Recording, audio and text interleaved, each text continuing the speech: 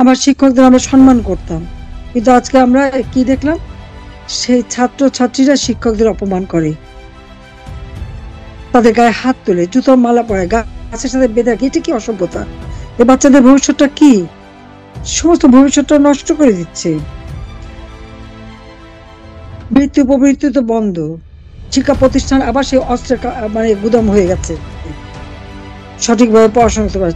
শিক্ষকদের অপমান, এই গত কয়েকদিন আগে ৭১ মঞ্চ করা হলো, সেখানে আমরা কি দেখলাম?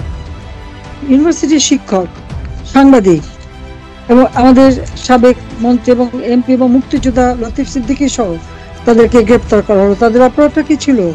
তারা মুক্তিযুদ্ধের কথা বলেছে, সংবিধান সংরক্ষণের কথা বলেছে, এটাই কি অপরাধ? তাহলে বাংলাদেশের সংবিধান সংরক্ষিত হবে না, তাহলে কোন সংবিধান হবে? সেটাই তো আমার প্রশ্ন, যে এটা কোন ধরনের মানে আচরণ, এটা আমরা বুঝে পাই না। সেখানে আজকে ছাত্রদের আদর্শ কি? আমাদের ছাত্রলীগের আদর্শ হচ্ছে শিক্ষা, শান্তি, প্রগতি।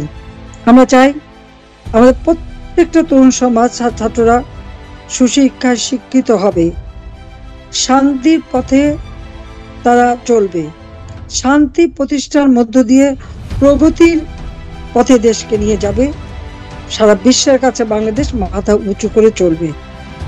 আর এখন